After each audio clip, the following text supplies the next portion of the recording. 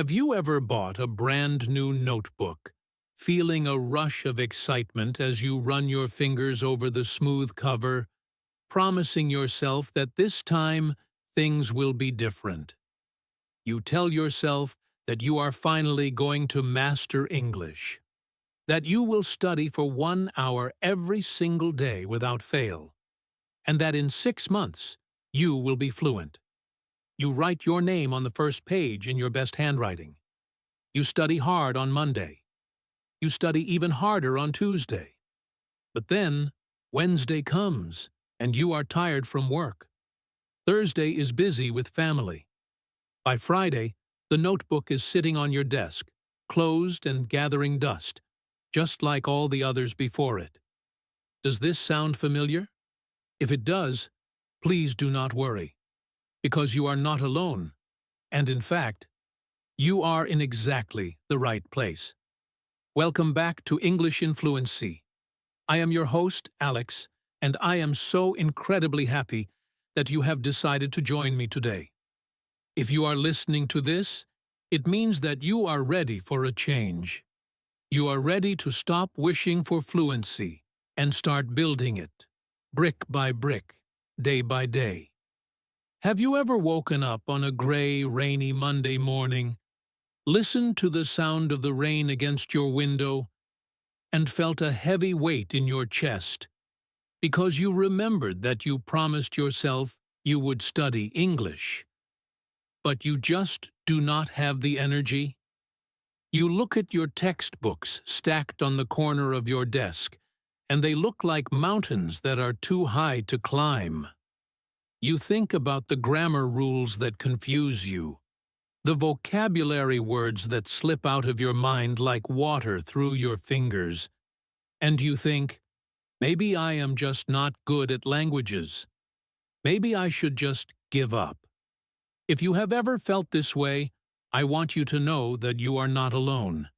The difference between those who succeed and those who stop is not talent, nor intelligence, nor living in an English-speaking country. The difference is routine. Today, we are going to go on a deep journey together to build a system that works even when you are tired, even when you are busy, and even when you have zero motivation. To truly understand how to change our lives, we need to look at an example. I want to introduce you to a woman named Elena. Elena is a graphic designer who lives in a busy city. She is creative, smart, and ambitious. Elena loves to watch movies, and her dream is to watch her favorite American films without reading the subtitles. She also wants to travel to Europe next summer and be able to make friends without feeling shy or embarrassed about her accent. 3 years ago, Elena decided she was going to learn English. She was very excited. She went to the bookstore and bought the biggest grammar book she could find. She bought a set of highlighters in pink, yellow, and green. She bought a beautiful leather notebook. She told all her friends, "This is it. I am going to be fluent in 6 months." For the first 2 weeks, Elena was unstoppable. She studied for 2 hours every night after work. She wrote down hundreds of words. She conjugated verbs until her hand hurt. She felt proud. She felt like she was conquering the mountain. But then, life happened. One day, her boss gave her a big project with a tight deadline. She had to work late. When she got home at 9 in the evening, she looked at her big grammar book, and she felt sick. She thought, "I am too tired today. I will do double the work tomorrow." But the next day, her sister called and needed help with her children. Elena helped her sister, and again she did not study. This pattern continued. One missed day turned into 2, then 3, then a week. The beautiful leather notebook started to gather dust. Every time Elena looked at it, she felt a sharp pain of guilt in her stomach. She felt like a failure. She told herself, "I don't have enough discipline." I am lazy. Eventually, she put the book in a drawer where she couldn't see it, and she stopped trying. Does Elena's story sound familiar to you? Maybe you see a little bit of yourself in her. The truth is, Elena was not lazy. She did not lack discipline. Her mistake was that she relied on motivation. Motivation is a powerful feeling, but it is unreliable. It is like the weather. Some days are sunny and you feel full of energy, but other days are stormy and you just want to stay in bed. You cannot build a long-term skill like a language on something as changing as the weather. You need a foundation that is stronger than feelings. You need habits. A habit is a behavior that has been repeated enough times that it becomes automatic. We are going to use a technique called habit stacking. This was popularized by productivity experts, but it is perfect for language learners. The idea is simple. You take a habit that you already do every single day, no matter what, and you stack a tiny, easy English habit on top of it. You use the old habit as a trigger for the new one. Let's reimagine Elena's life, but this time, let's imagine she uses habit stacking. Let's walk through her morning, step by step, and see how she fits English in without stress. I want you to visualize this. Imagine it is 7 a.m. Elena's alarm clock rings. She wakes up. The first thing she usually does is reach for her phone and scroll through social media. This is a dead time habit. It wastes energy and gives nothing back. But the new Elena has a rule. She is not allowed to check social media until she has done her first English stack. Her first stack is connected to her morning glass of water. Elena always drinks a glass of water when she wakes up to hydrate her body. Now, she has a pair of headphones right next to the water glass. The visual cue is important. When she sees the glass, she sees the headphones. She puts the headphones on and presses play on a podcast. It is not a difficult grammar lesson. It is a simple, interesting story in slow English, perhaps about history or culture. She listens while she drinks her water and stretches her body. This only takes 5 minutes. By the time the water is finished, she has already listened to English. She has started her day with a win. This gives her a dopamine hit, a feeling of satisfaction. She did not need willpower. She just needed to drink water. After her water, Elena goes to the bathroom to brush her teeth. This is a classic habit stack opportunity. We all brush our teeth for about 2 minutes, twice a day. That is 4 minutes of time where our hands are busy, but our minds are free. Usually, we stare at the mirror and worry about the day ahead. Elena uses this time for shadowing. Shadowing is one of the most powerful techniques for improving pronunciation and fluency. It works like this.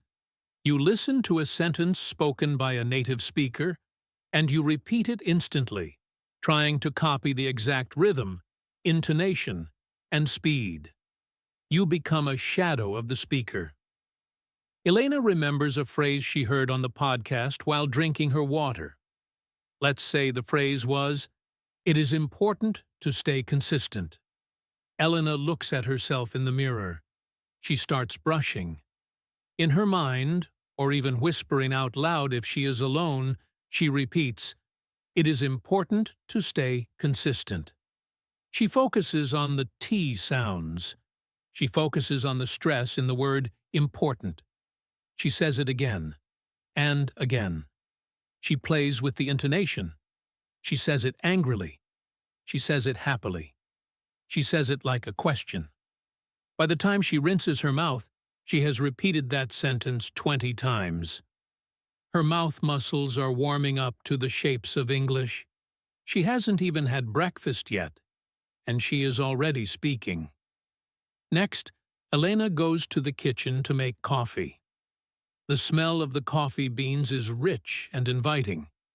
While the machine is brewing, or while the kettle is boiling, she has a waiting period. This is usually 2 or 3 minutes. In the past, she would stare out the window blankly. Now she uses the vocabulary labeling game. She looks around her kitchen and tries to name 5 objects in English. She looks at the fridge. Refrigerator, she says. She looks at the stove. Stove. She looks at the counter. Countertop. Then she tries to make a simple sentence about what she is doing. The water is boiling. I am pouring the milk. The coffee smells delicious. She speaks these simple truths out loud. This connects the English language to her physical reality. It stops English from being just text in a book and makes it part of her physical world. If she sees a spoon and forgets the word for spoon, she doesn't panic. She just makes a mental note to check it later. This keeps her curiosity alive. It turns her kitchen into a classroom, but a classroom without tests or stress. Now, Elena sits down to eat her breakfast. She usually has toast and eggs. She likes to read the news while she eats. Before, she would read the news in her native language, but now she has changed the settings on her phone news app. She reads just one headline and one short article in English. She chooses a topic she actually cares about. Elena loves fashion, so she reads a short article about the new trends for winter. Because she knows about fashion, she can guess the words she doesn't know. She sees the word velvet describing a dress. She looks at the picture and sees the soft, thick fabric. She understands velvet without needing a dictionary. This is called contextual learning. It is how babies learn. They don't use dictionaries. They use the world around them. Elena reads for just 10 minutes. She finishes her toast. She feels informed, and she has practiced reading comprehension. Notice that Elena has not sat at a desk yet. She has not opened a textbook. She has not written a single grammar exercise. Yet, she has practiced listening, speaking, vocabulary, and reading, all within the first hour of her day. This is the power of habit stacking. It is invisible studying. Let's go back to Elena. She is ready to leave the house now. She puts on her coat and grabs her bag. She has a commute to work. She takes the subway, which takes about 35 minutes. This commute is a gold mine for language learning. In the past, Elena viewed this time as boring, annoying dead time. She would just stand there, crushed between other people, feeling irritated. But now, she sees it as her English sanctuary. She puts on her noise-canceling headphones. This signals to her brain that the outside world is paused and English time is starting. She decides to listen to an audiobook. Audiobooks are fantastic because they are long. You can stay with the same characters and the same voice for 10 or 20 hours. This helps your brain adjust to the speaker's accent. Elena chooses a mystery novel. She loves mysteries. She wants to know who stole the diamond. Because she wants to know the answer, she listens intently. She is not listening to learn English. She is listening to solve the mystery. The English is just the vehicle. This shift in mindset is profound. When you focus on the content rather than the language, you relax. You stop worrying about every single word you miss. You focus on the big picture. As Elena listens, she encounters a word she doesn't know.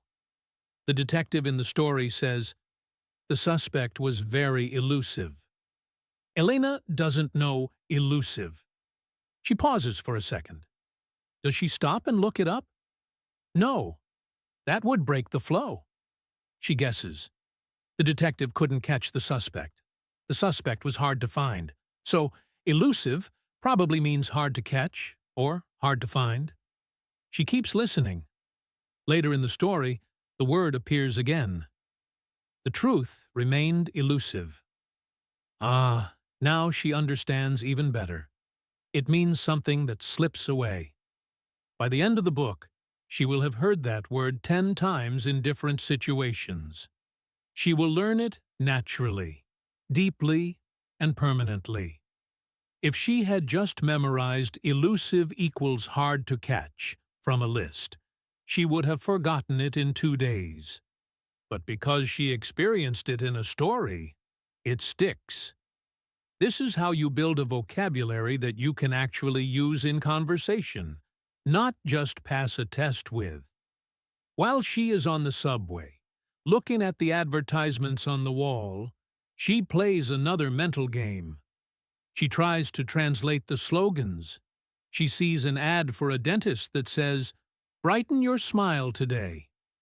She thinks, "How would I say that in my own language?" Then she sees an ad in her own language and thinks, "How would I say that in English?" This is called bidirectional translation. It keeps her brain agile. It forces her to think about meaning, not just words. She realizes that she cannot translate word for word. She has to translate the idea. This is a key skill for B1 and B2 learners. You must learn to express ideas, even if you don't have the exact perfect word. If you don't know the word for brighten, you can say, "Make your smile whiter," or "Improve your smile." This flexibility is what leads to fluency. Fluency is not knowing every word. Fluency is being able to communicate your message despite not knowing every word. Elena arrives at her stop. She walks up the stairs to the street level. It is still raining a little bit. Instead of complaining, she narrates her walk. She says in her head, "I am walking up the stairs. The air is cold. I am opening my umbrella. The street is wet." This is simple, yes. It might seem too simple for an intermediate learner. But the goal here is speed and automaticity. Can you produce these sentences instantly, without a pause? If you have to think for 2 seconds to remember the word for umbrella, then you need to practice this. Narrating your life trains your brain to access simple vocabulary instantly. It clears the rust from the pathways in your brain. When you are in a real conversation and you are nervous, you will need these simple words to come to you quickly. If you practice them every day while walking, they will be there when you need them. She arrives at her office building. She walks into the elevator. There is a colleague there, David. David speaks English. In the past, Elna would have smiled shyly and looked at her phone to avoid talking. She was afraid she would make a mistake. But today, she remembers her new mindset. Communication is better than perfection. She decides to be brave. She turns to David and says, "Good morning, David. Terrible weather today, isn't it?" It is a simple sentence. It is a cliché, but it is English. David smiles and replies, "Yes, it's awful. I got soaked walking from the car." Elena listens. She hears the word soaked. She understands from the context, the rain, his wet coat, that it means very wet. She replies, "I hope it stops soon." The elevator doors open. That's it. A 10-second conversation. But Elena walks to her desk feeling like a champion. She spoke. She understood. She responded. This small interaction gives her a boost of confidence that lasts all morning. She realizes that people do not care about her grammar mistakes. They care about connecting. David didn't correct her. He didn't laugh. He just answered. This is a vital lesson. Most people are kind. They want to understand you. They are not walking grammar books waiting to mark your errors with a red pen. Now, Elena is at her desk, ready to start her work. She has already done more English practice before 9 a.m. than she used to do in a whole week. And she doesn't feel tired. She feels energized. She has set the tone for the day. She has reminded herself of her goal. The English language is swirling around in her mind, active and alive. She turns on her computer. She has to write emails in her native language, attend meetings in her native language. But the English program is running in the background of her mind. She has planted the seeds. Let's watch how Elena handles her busy morning. She sits at her computer and types in her password to log in. In the past, her password was her cat's name and her birth year. Easy, but useless for learning. Now, she uses a technique called the password trigger. Every month, she changes her computer password to a new English vocabulary word or a short phrase she wants to memorize. This month, her password is Perseverance 2024. Every single time she unlocks her computer, she has to type that word. Perseverance. She has to think about the spelling. She has to think about the meaning. Perseverance means continuing to try even when things are difficult. She types this word maybe 20 times a day. By the end of the month, her fingers know the word automatically. She has muscle memory for it. It is a tiny thing, taking only 3 seconds, but it is a constant reminder of her goal. It signals to her subconscious, we are still doing this. We are still learning. As the morning goes on, Elena feels the pressure mounting. She has a deadline at noon. She is focused on her work in her native language. However, she has created a visual environment that supports her English. On the corner of her monitor, she has stuck a yellow sticky note. On this note, there is just one sentence. Not a list of words, but one motivational quote in English. Today, the quote is from a famous writer. The secret of getting ahead is getting started. Every time her eyes wander away from her work for a micro break, she sees this yellow note. She reads it. The secret of getting ahead is getting started. It comforts her. It reminds her that she is on a journey. She doesn't have to stop working to read it. It just enters her brain through her peripheral vision. This is called environmental immersion. You change your physical space to reflect the person you want to become. If you want to be healthy, you put apples on your desk. If you want to be fluent, you put English words in your line of sight. Lunchtime arrives. This is a critical moment. For many people, lunch is a time to scroll mindlessly through social media or gossip with colleagues. Both of these are fine in moderation, but Elena knows that lunch is her golden hour for input. She doesn't want to spend her whole lunch break studying because she needs to rest her brain. So, she uses the 5-minute deep dive. She brings her lunch to a quiet corner of the break room or a nearby park bench. She opens her phone, but she does not open Instagram or TikTok. She opens a news app or a blog that is entirely in English. She selects one article. Just one. It is short, maybe 300 words. She sets a timer for 5 minutes. She begins to read. She reads slowly. She is not skimming for the main idea. She is analyzing the structure. She looks at how the sentences are built. She notices the prepositions. Oh, she thinks. They say interested in, not interested on. She notices the linking words. However, therefore, meanwhile. She sees how these words glue the story together. Because she is only reading for 5 minutes, she doesn't feel overwhelmed. She isn't trying to finish a whole book. She is just tasting the language. If she finds a sentence she really likes, she copies it into a note app on her phone. Just one sentence. Today, she reads an article about how coffee is made. She learns the word harvest. She likes the sound of it. She writes it down. Farmers harvest the coffee beans. The timer goes off. 5 minutes is up. She puts her phone away and enjoys the rest of her lunch in peace. She eats her sandwich, looks at the birds in the park, and lets her brain digest the English she just fed it. This balance is crucial.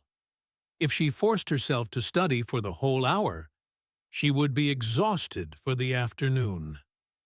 By doing just 5 minutes, she keeps it fresh and enjoyable. Now we face the hardest part of the day, the afternoon slump. It is 3 p.m. Elena has been working for hours. Her energy is crashing. Her eyes are heavy. The coffee has worn off. This is the time when most people give up on their habits. The brain craves sugar and rest, not conjugation tables. Elena knows this. She expects this. So, she has a special routine for the slump. She uses music. Music is a magical tool for language learning because it bypasses the logical, tired part of the brain and goes straight to the emotional center. Elena puts on her headphones. She does not put on a podcast or a lesson. That requires too much focus right now. Instead, she puts on her English Energy playlist. She chooses a song she likes. It's a pop song with a catchy beat. She has heard it 100 times, but she has never really listened to the lyrics. Today, she creates an active listening session. She closes her eyes for 3 minutes and focuses entirely on the words. She tries to separate the voice from the instruments. She hears the singer say, "I've been waiting for you." She notices the contraction, I've. She notices the ing form, waiting. She sings along in her head, "I've been waiting for you." The rhythm of the music helps the sentence stick in her memory. This is called the earworm effect. You know when a song gets stuck in your head and you can't stop singing it? We want to use that for English. If you can get an English sentence stuck in your head like a song, you will never forget the grammar. It becomes intuitive. Elena listens to 2 songs. Her mood lifts. The music gives her energy. She is ready to tackle the last 2 hours of work. She hasn't studied, but she has tuned her ears to the frequency of English sounds. Let's step away from Elena for a moment and talk about a feeling that usually hits people around this time of day, or perhaps a few months into their learning journey. It is the feeling of being stuck. We call this the intermediate plateau. When you first start learning English, everything is new. You learn cat, dog, hello, thank you. You feel like you are learning so fast. Every day, you know 10 new words. But when you reach the intermediate level, B1, things slow down. You already know the basics. Now, you are learning nuances. You are learning that say, tell, and speak are different, but similar. You make mistakes that you thought you fixed months ago. You feel like you are walking through mud. You work hard, but you don't see the results. This is the most dangerous time. This is when 90% of learners quit. They think, I am not talented enough. I have reached my limit. I want to tell you something very important. The plateau is not a sign of failure. It is a sign of digestion. Imagine you are building a skyscraper. First, you dig a deep hole. To the people walking by on the street, it looks like nothing is happening. In fact, it looks like you are going backwards. digging down into the earth. But you are pouring the concrete foundation. You are building the strong base that will support the height of the building later. That is what the plateau is. Your brain is consolidating all the information you have learned. It is organizing the files. It is making connections between the grammar rules and the vocabulary. You cannot see this happening, but it is happening. Think of a bamboo tree. When you plant a bamboo seed, you water it and give it sunlight for 4 years, and nothing happens. You see nothing above the ground. If you didn't know better, you would think the seed is dead. But in the 5th year, the bamboo shoot breaks through the ground and grows 80 feet tall in just 6 weeks. Did it grow 80 feet in 6 weeks? No. It grew 80 feet in 5 years. For 4 years, it was growing its roots, making them strong enough to hold the tall tree. You are in your root-growing phase right now. Do not dig up the seed to see if it is growing. Trust the process. Trust the water. Trust the sun. Your explosion of growth is coming, but only if you keep watering the soil. Let's return to Elena. It is 6 p.m. The workday is over. She packs her bag. She is tired. Her brain feels like mush. She walks to the bus stop.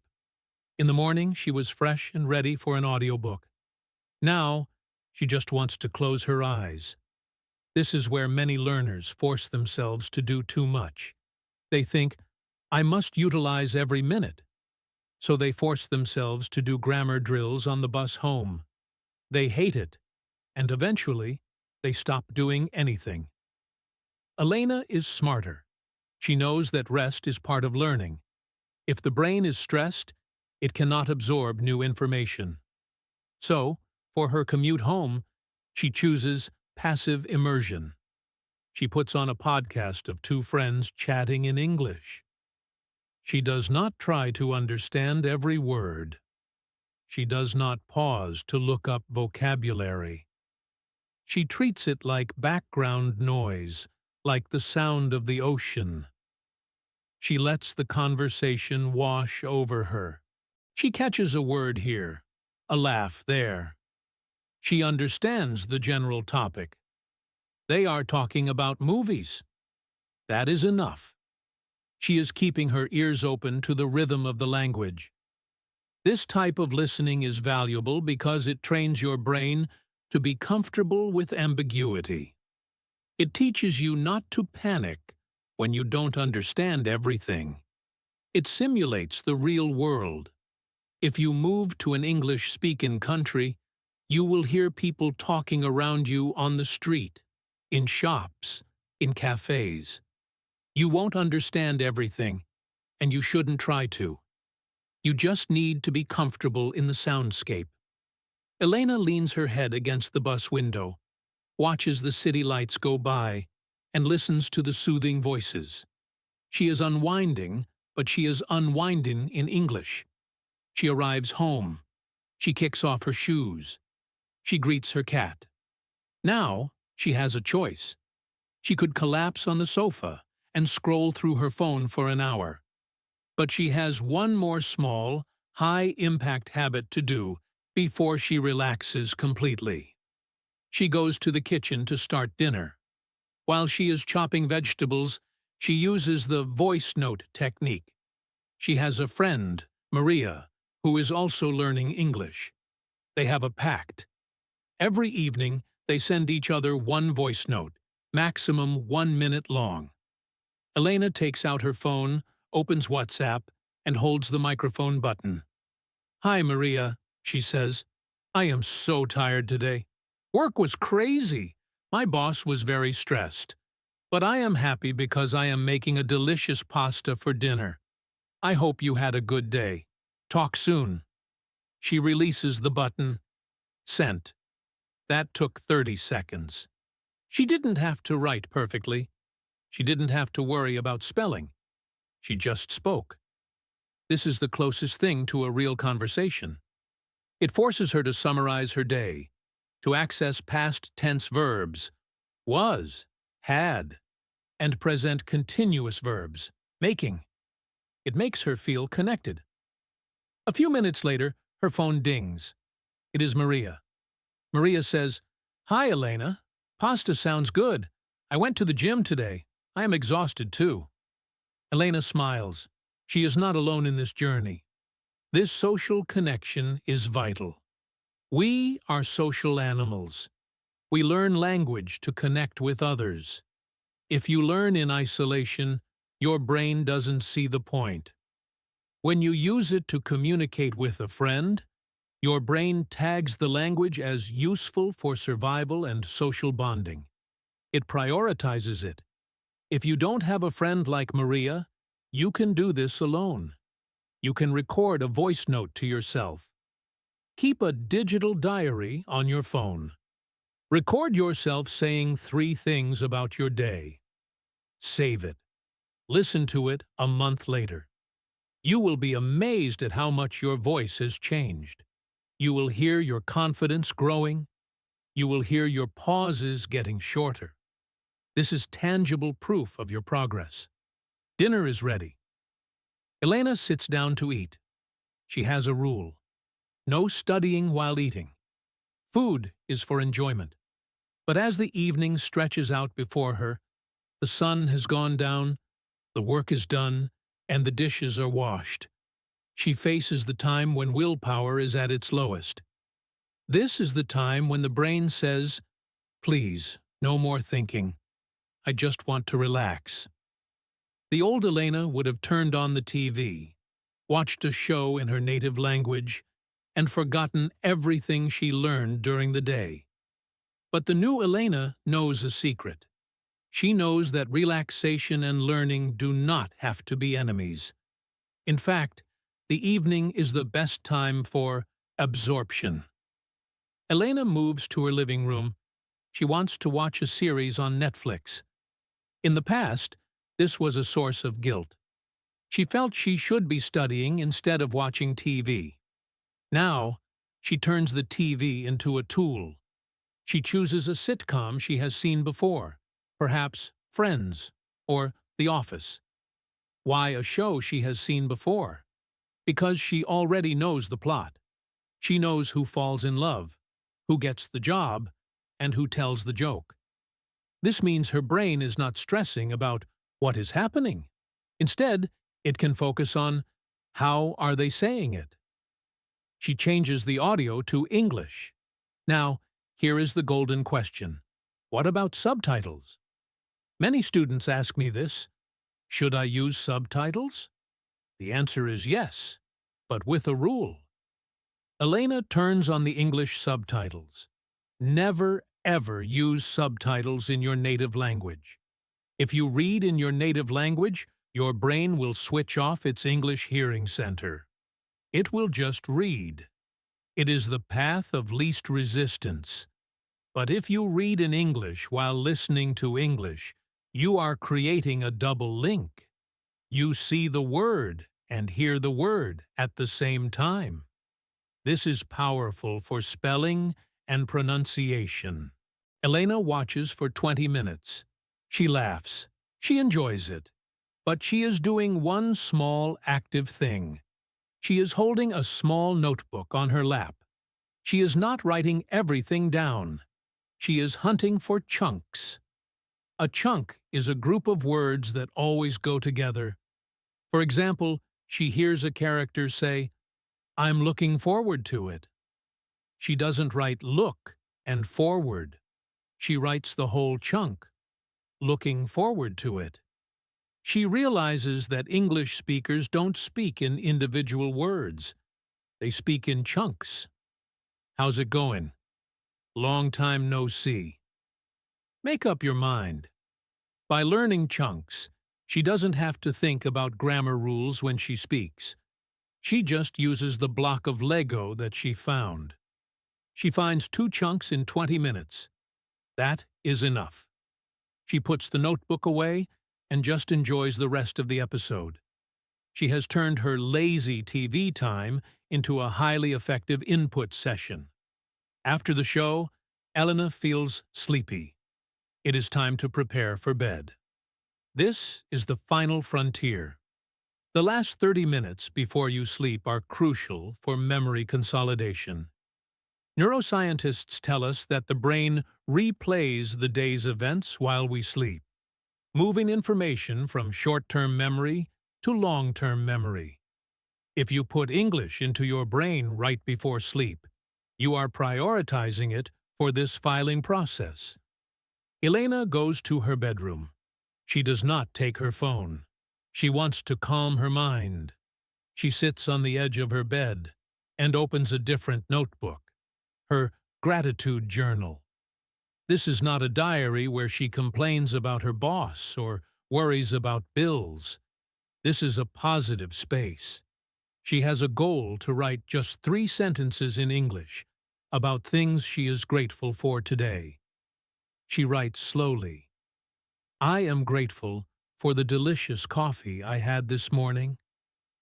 I am grateful that the rain stopped when I walked home. I am grateful for the funny show I watched. This exercise does 3 things. First, it forces her to think in English one last time. Second, it uses the past tense, which is always good practice. Third, and most importantly, it ends the day on a positive note. It connects the English language with the feeling of happiness and peace. When she closes the notebook, she feels good. She feels calm. She is not associating English with stress or exams. She is associating it with the quiet, private moments of her life. She turns off the light. She lays her head on the pillow. As she drifts off to sleep, she does not count sheep. She does a day review. She plays a movie of her day in her mind, but she narrates it in English. I woke up. I brushed my teeth. I took the bus. I saw David. She gets to the part where she spoke to David in the elevator. She replays that moment. She feels the pride again. She thinks, tomorrow, I will ask him about his weekend. She sets a mini-goal for the next day. Her eyes get heavy. Her breathing slows down. The last words in her mind are English words. She drifts into sleep, and her brain begins the work of knitting all those new connections together. She is becoming fluent in her sleep. But wait. If you have been following Elena's journey through the busy work week, you might be asking a very important question. What happens on the weekend? The routine we built for Monday to Friday was about survival. It was about fitting English into the small cracks of a busy life. But Saturday and Sunday are different. These 2 days are your greatest opportunity. If the weekdays are for keeping the plant alive, the weekends are for making it grow. Many learners make a fatal mistake on the weekend. They either do nothing because they want to relax, or they try to do too much and spend 8 hours studying grammar until they hate the language. We are going to find the middle path. We are going to follow Elena through her weekend deep dive. This is where the real magic happens. This is where she moves from just understanding English to actually living in it. It is Saturday morning, 9 a.m. Elena wakes up without an alarm. The sun is streaming across her bed. She feels rested.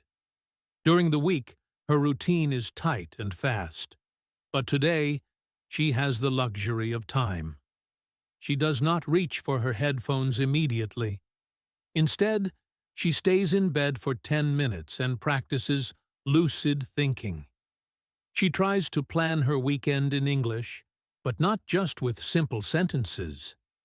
She tries to use the future tense with complex structures. She thinks, if the weather stays nice, I will go to the park. But if it rains, I might stay home and bake a cake. She plays with the if-then conditionals. This is a mental gymnasium. It wakes up her language center before she even speaks a word. She gets up and goes to the kitchen. On Saturdays, Elena loves to make a big breakfast. Pancakes, fruit, coffee, the works. This is not just breakfast. This is her instructional immersion session. She opens YouTube on her tablet. She searches for a recipe for fluffy American pancakes. She finds a video by a chef from New York. She does not watch it with subtitles. She treats the chef as her private teacher. The chef says, "Whisk the eggs until they are frothy." Elena grabs her whisk. She repeats the word. Frothy. She looks at the eggs. They are bubbly and light. Ah, she thinks. Frothy means bubbly. She is learning with her hands and her eyes, not just her brain. This is called kinesthetic learning. When you connect a physical action, whisking, with a word, whisk, the memory bond is 10 times stronger than just reading it on a page. The kitchen becomes a laboratory of language. By the time she sits down to eat, she has learned words like batter, spatula, flip, and syrup without ever opening a dictionary. After breakfast, Elena prepares for her main event, the movie method. During the week, she watches 20 minutes of a sitcom for fun. But on Saturday, she watches a movie for study. This is a very different activity. She chooses a movie she has seen before in her native language, perhaps a classic drama or a romantic comedy. She sits down with a notebook and her remote control. She hits play. The first scene starts. 2 characters are arguing in a cafe. Elena listens. She understands maybe 60%. She stops. She rewinds. She listens again. She turns on the English subtitles. She reads the sentence. "I can't believe you stood me up." She writes down the phrase, "stood me up." She pauses the movie. She says the phrase out loud. "You stood me up. You stood me up." She mimics the actor's anger. She realizes this means you didn't come to the date. This is active dissection. It takes her 1 hour to watch just 20 minutes of the movie. But in that 1 hour, she learns more real, emotional English than she would in a month of classes. She is analyzing the intonation, the slang, the culture. She is not just a viewer. She is a student of human behavior. At around 2 p.m., Elena decides to leave the house. She needs to run errands. She goes to the grocery store. This is a mundane task, right? Wrong. For a B1 learner, the grocery store is a battlefield of vocabulary. Elena plays the descriptive game. As she pushes her cart down the aisle, she forces herself to describe everything she sees, but she must use adjectives. She cannot just say apple. She must say shiny, red apple. She cannot just say bread. She must say crusty, warm baguette. She sees a man looking at the milk. She invents a story about him. That man looks confused. He is comparing the prices. He is looking for the cheapest option because maybe he is a student. This continuous internal monologue keeps her brain firing in English. It prevents her native language from taking over. If she realizes she doesn't know the word for eggplant, she takes a photo of it with her phone. Later, when she gets home, she will look it up. This creates a knowledge gap. Her brain wants to know the word because she needed it in the moment. When she finally learns aubergine or eggplant, she will never forget it. Later that afternoon, Elena faces her biggest fear. She has signed up for a language exchange meetup at a local cafe. This is not an app. This is real life. She is terrified. Her heart is beating fast as she walks to the cafe. She thinks, "I should go home. I am not ready. I will look stupid." This is the moment of truth. This is the fight or flight response. The old Elena would have gone home. The new Elena knows that fear is just a compass, showing her where she needs to go. She opens the door. She sees a group of people with name tags.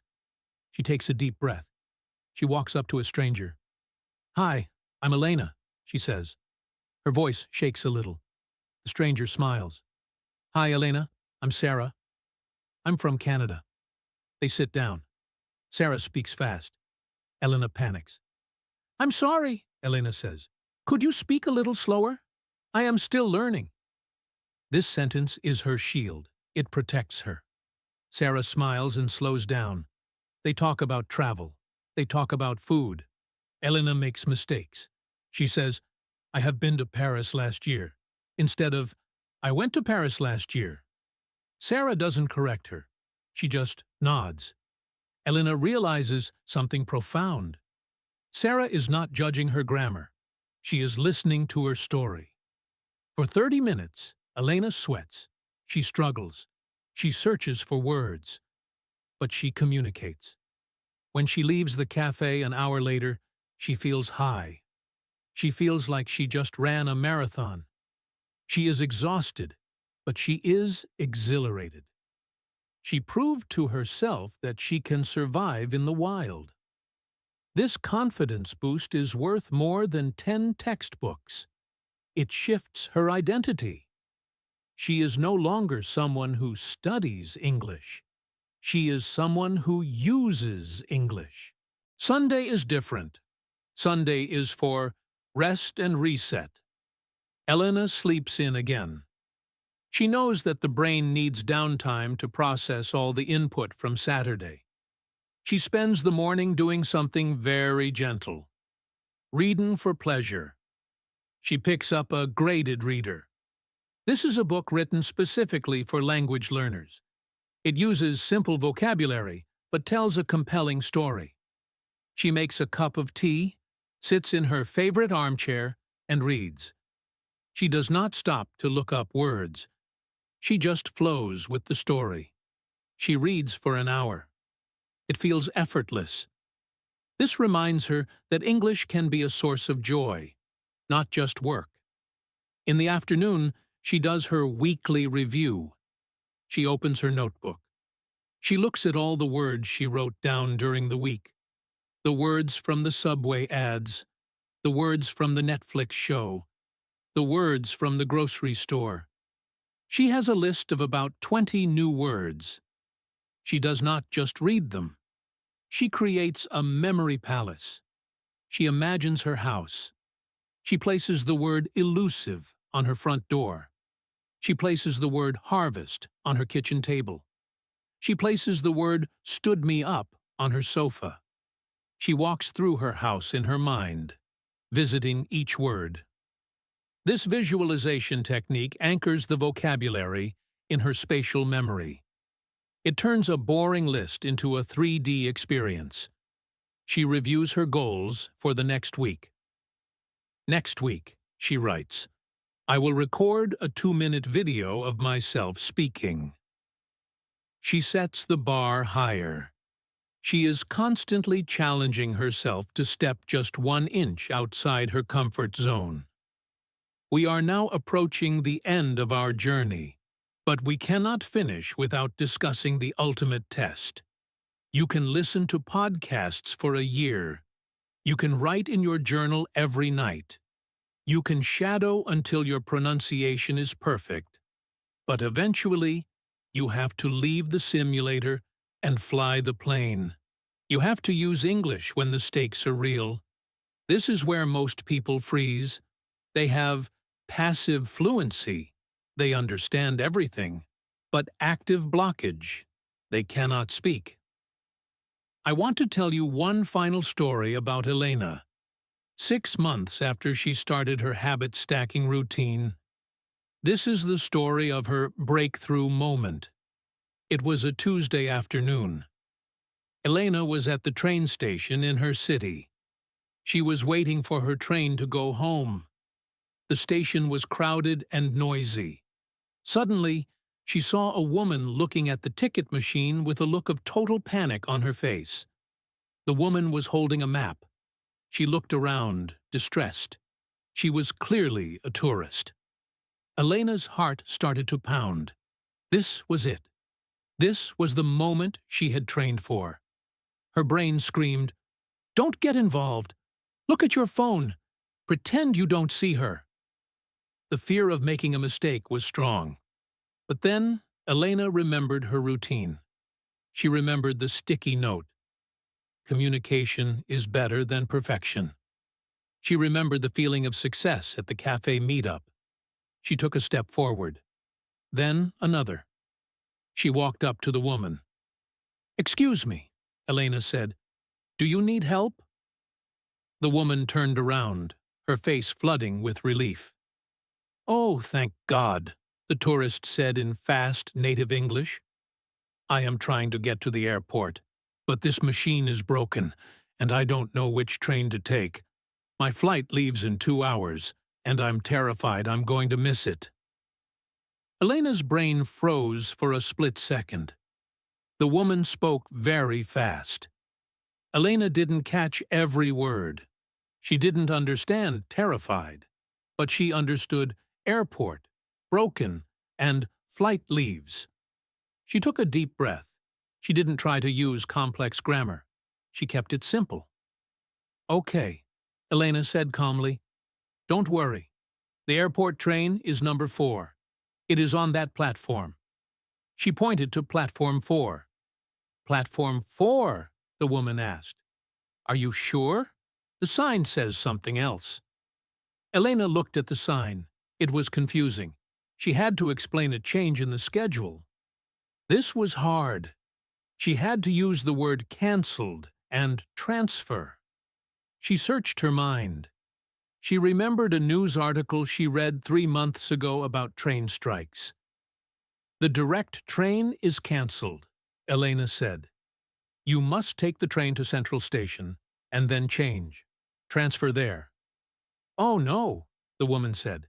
"Is it far?" "No," Elena said. "It is 20 minutes. You have time." The woman smiled. "Thank you so much.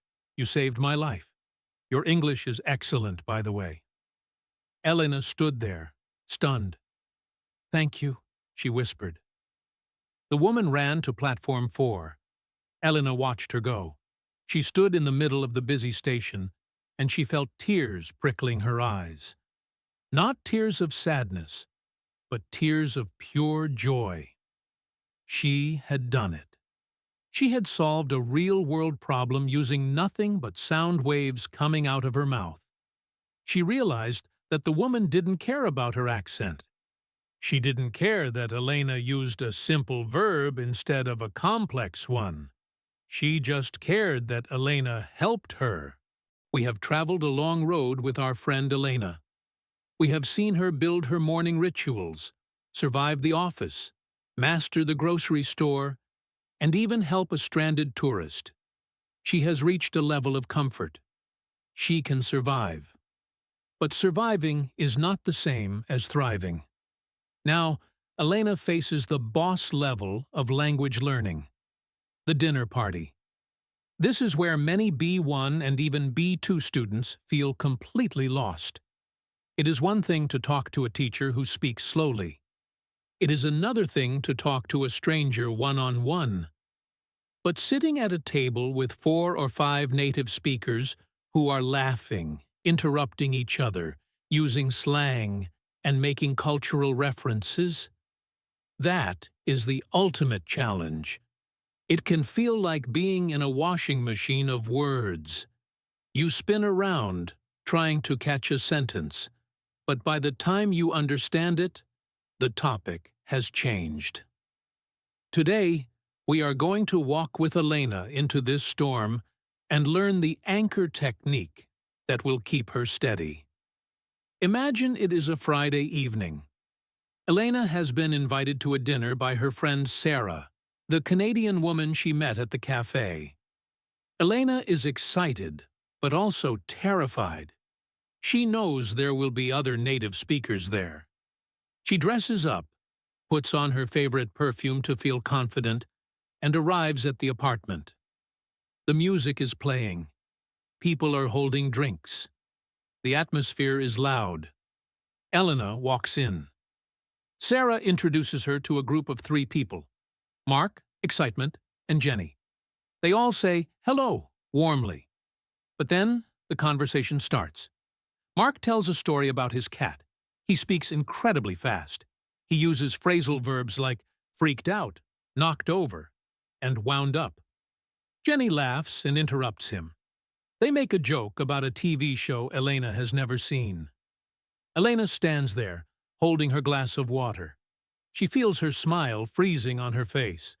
She enters the nod and smile trap. This is when you don't understand anything, but you are too afraid to ask, so you just nod like a plastic toy. Inside, you feel small. You feel invisible. You think, I don't belong here. This is a critical moment. Elena realizes she is drowning. But instead of retreating to the bathroom to check her phone, she activates the anchor technique.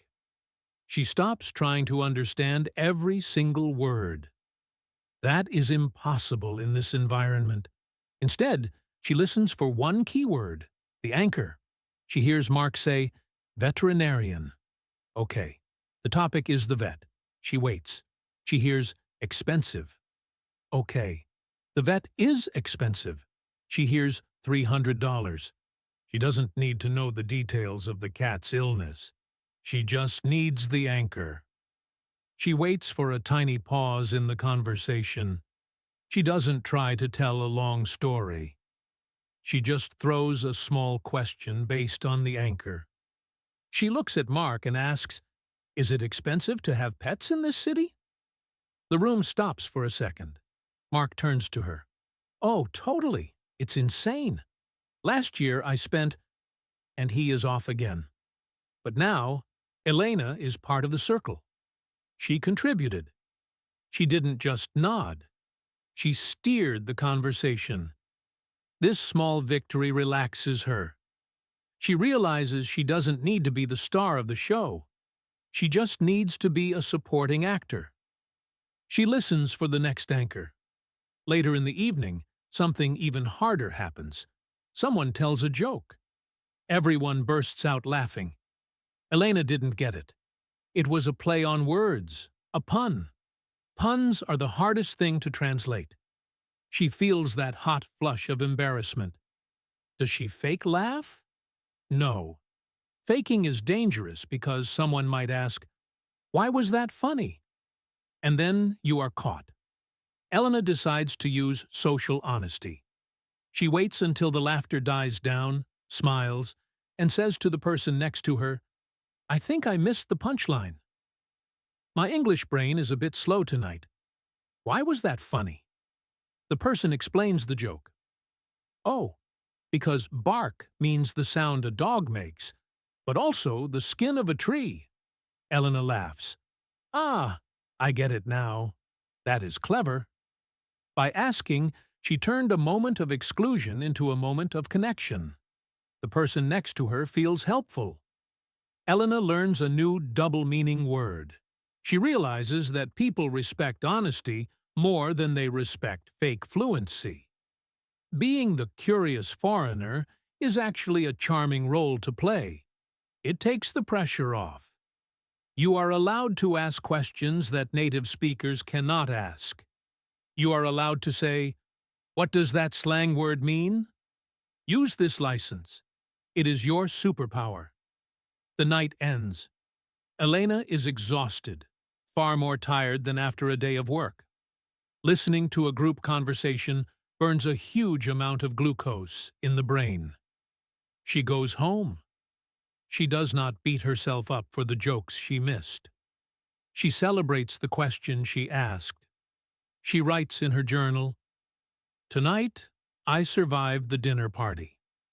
I used the anchor technique. I learned the word bark.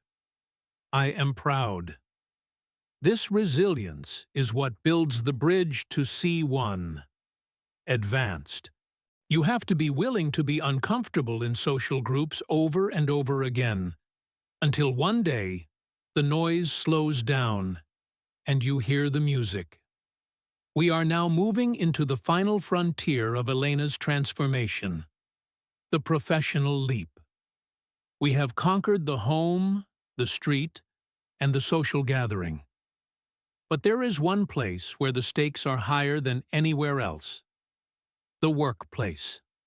Using English to buy coffee is one thing. Using English to present a quarterly strategy report to your boss is another. Money, reputation, and career growth are on the line. This is where the imposter syndrome hits the hardest. You might be an expert in your field. Maybe you are a brilliant engineer, a talented doctor, or a skilled marketer.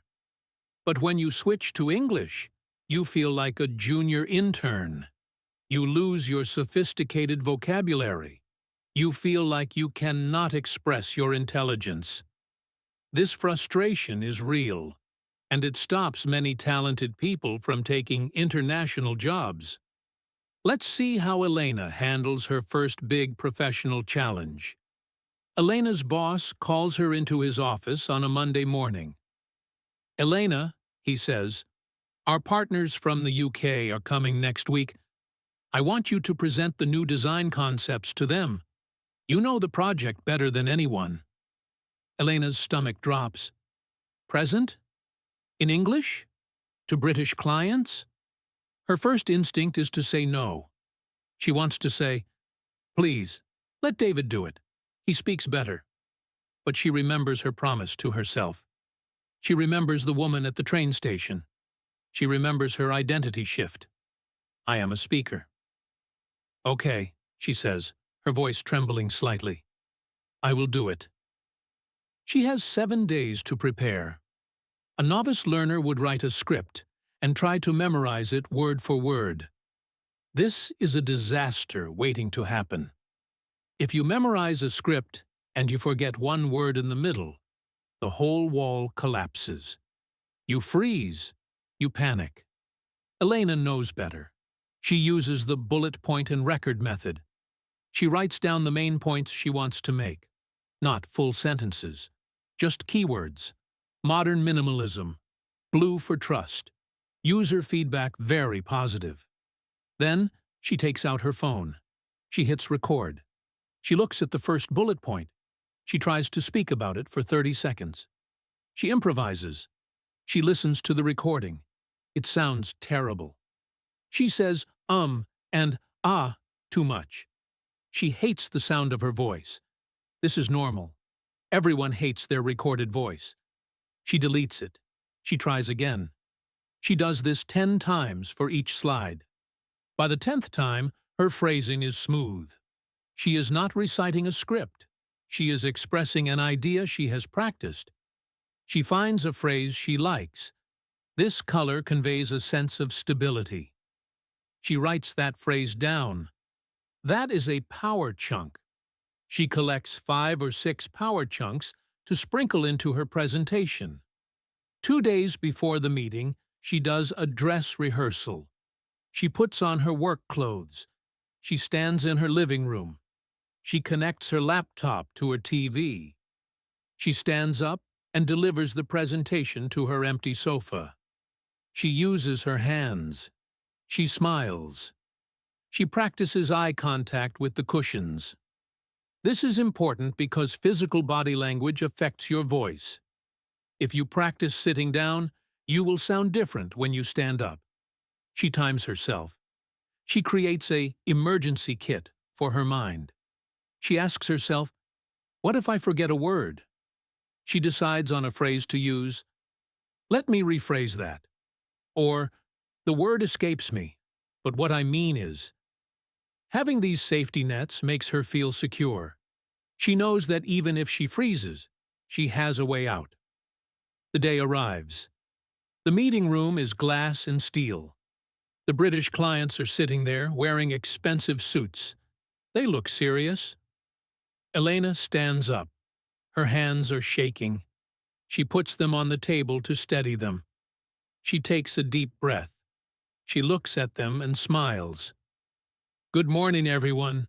Thank you for coming. Today, I am excited to share our new vision. She starts. The first minute is shaky. Her accent is strong because she is nervous. But then, she hits her first power chunk. This design isn't just beautiful. It is functional. The clients nod. She sees them engaging with the images. She forgets about her grammar. She focuses on the designs. She loves these designs. Her passion shines through. Passion is a universal language.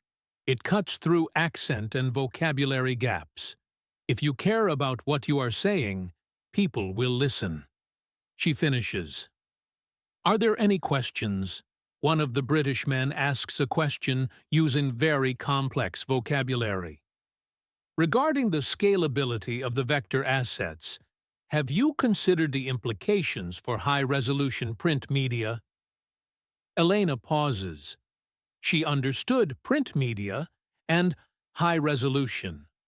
She didn't understand scalability implications fully, but she guesses the context. She uses a clarification tactic. Just to make sure I understand correctly, she says, you are asking if these files will look good when we print them in large formats? Exactly, the man says. Yes, Elena answers confidently. They are vector files, so they can be any size without losing quality. The man smiles. Excellent. The meeting ends. Her boss walks over. Great job, Elena. You handled that perfectly. Elena walks back to her desk. She feels a different kind of high than the train station. The train station was personal.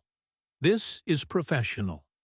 She realizes that her English is now an asset. It is worth money. It is worth respect. She has unlocked a new level of her career. She is no longer limited to her local market. She can work anywhere. She opens her email and sees a message from the British client. Dear Elena, wonderful presentation today. We look forward to working with you. She saves that email in a special folder. We have now seen Elena grow from a frustrated student with a dusty notebook into a confident professional who can navigate dinner parties and boardrooms. It didn't happen by magic. It didn't happen overnight. It happened because she stacked habits. It happened because she embraced mistakes. It happened because she stopped studying and started living. I want to leave you with one final thought in this series. There is a Japanese concept called kaizen. It means continuous improvement. It is the belief that small, 1% improvements every day add up to massive change over time. You do not need to be perfect tomorrow. You just need to be 1% better than you were today. Did you learn one new word? Good. That is 1%. Did you listen for 5 minutes? Good. That is 1%. Keep stacking your 1%. Do not look at the top of the mountain. Look at your feet. Take the next step. Then the next. And before you know it, you will look down and see the clouds beneath you. This is Alex, your host at English in Fluency. It has been my absolute privilege to tell you Elena's story. I hope you see yourself in her. I hope you realize that her story is actually your story waiting to be written. The pen is in your hand. The page is open. Start writing. Thank you for listening. Thank you for your dedication. And for the last time in this series, keep practicing, keep speaking, and go make English your own. Goodbye.